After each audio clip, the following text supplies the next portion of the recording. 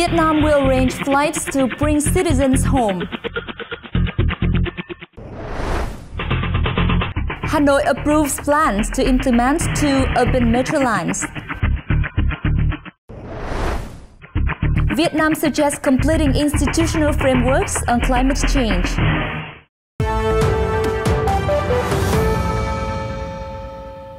Hello and welcome to FBNC News. This is Trần and those are the headlines for the program today. On April 23rd, the last COVID-19 patient at Củ Chi Field Hospital was discharged after fully recovered. Therefore, up to now, 244 out of 268 COVID-19 patients in Vietnam have been cured. Vietnamese authorities and representative agencies overseas will continue to arrange flights bringing Vietnamese citizens back home. The effort is being carried out under the direction of Prime Minister Nguyễn Xuân Phúc in the context of commercial routes between Vietnam and other countries being suspended.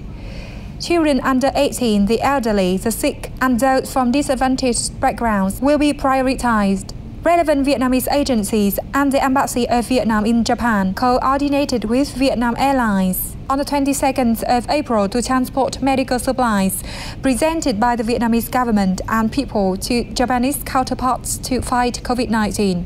Nearly 300 Vietnamese citizens in Japan will also have to return home, including pregnant women, the sick, and some whose work or studies in the host country have finished. The Vân Đồn International Airport in the northern province of Quảng Ninh announced on April 22nd that commercial flights at the airport could be resumed in early May. Budget carrier Vietjet Air is scheduled to begin daily flights on the Vân Đồn Ho Chi Minh City route from May the 1st, while Vietnam Airlines will operate 4 weekly flights on these routes from May 16, and Bamboo is to operate daily flights from June the 1st. Vietnam Airlines will operate 3 flights linking Vân Đồn and Đà Nẵng per week from May 16. In the afternoon the same day, the airport welcomed 298 Vietnamese passengers returning from abroad. All of them underwent a medical checkup and was put under quarantine in line with the regulations. Another flight carrying exports from the Republic of Korea also landed at Vân Đồn the same day. Since the outbreak of the COVID-19, the airport has been one of the few in the country to receive flights from pandemic-hit areas with over 5,300 passengers. The Hanoi Party Committee has approved a plan to build 2 new metro lines, including line number 3 from Hanoi Railway Station to Hoàng Mai District and line number 5 from Văn Cao to Hòa Lạc. At a meeting held by the Hanoi Party Committee on April 22nd, Vice Chairman Nguyễn Thế Hùng said line number 3 would play a special role in completing the first stage of the urban railway network in the city center. The line connecting Hanoi Railway Station to the outlying district of Hoàng Mai would connect with line number 2 at Hàng Bài Station, line number 4 at Ring Road 2.5, and line number 8 at Ring Road 3 to create a cohesive urban metro network. The total length of the main route would be more than 8.7 kilometers, with an underground section of 8.1 kilometers and 7 stations. Total investment for line number 3 is estimated at $1.7 billion. ODA and concessional loans will contribute $1.45 billion, while the rest will come from a domestic counterpart fund from the city for site clearance, resettlement, project management, taxes, and other expenses. The project is expected to start in 2022 and go into operation by the end of 2028. In addition, Metro Line number 5 connecting Văn Cao and Hòa Lạc will have total estimated funding of $2.7 billion from public investment. The total route will run 38.43 kilometers with a 6.5 kilometers underground and 2 kilometers of elevated rails. It will have 21 stations with 6 underground. The project is scheduled for completion by 2025.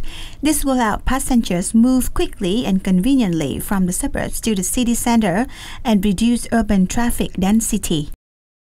The Ho Chi Minh City Department of Education and Training has launched an English-speaking contest for senior high school students on solutions to improve food safety and hygiene. Each candidate will design a video clip on this theme, including self-introduction, nutrition provided in the high schools at present, and solutions to proper nutrition for students aged 15 to 18 years. The clip will be uploaded on YouTube by the contestant's personal account, then sent to the email address theasiayouthledersvn@gmail.com before May 20th, 2020. 10 best candidates will enter the final round. 4 most outstanding ones will be selected to represent the city to join the Asia Youth Leaders held in Japan in August 2020. Ambassador Đăng, head of the Vietnamese mission to the United Nations, has suggested further discussion to complete an institutional framework on climate change issues.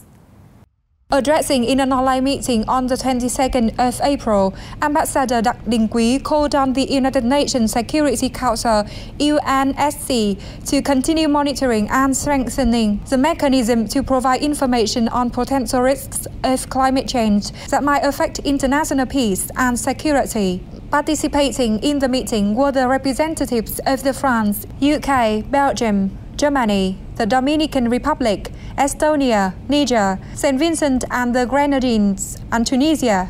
During the meeting, participants recommended strengthening information sharing for the UNSC, increasing the UN readiness to cope with climate change issues, and supporting capacity for vulnerable countries, as well as implementing commitments to reduce greenhouse gas emissions and providing financial support for developing countries. On April 22nd, Facebook officially introduced the messaging app Messenger Kids in Vietnam. With new optional features built in, parents can help children connect with their friends in a fun, creative, and educational way. Messenger Kids is a messaging and video calling application that provides a fun and friendly space to help children connect with friends and family under parental control. Messenger Kids has all the features for children to connect with the people they love. As soon as parents set up an account, children can start live or group video chats. Just by looking at the screen, children can know who they are connecting with and when these people are online. Besides video calling, children can send photos, videos, or text messages to friends or family members approved by parents on the app. These relatives will receive via the regular Messenger application. Messenger Kids provides more control to parents by letting them manage contact lists and get an overview of how their children use the app. Parents will control the child's account and contacts through the Parent Control panel on Messenger Kids in their Facebook app on iOS and Android operating systems. Facebook also said that it will not place ads in Messenger Kids, and all the information about children will not be used for advertising. And that's it for today. Thank you for watching. Until next time, goodbye.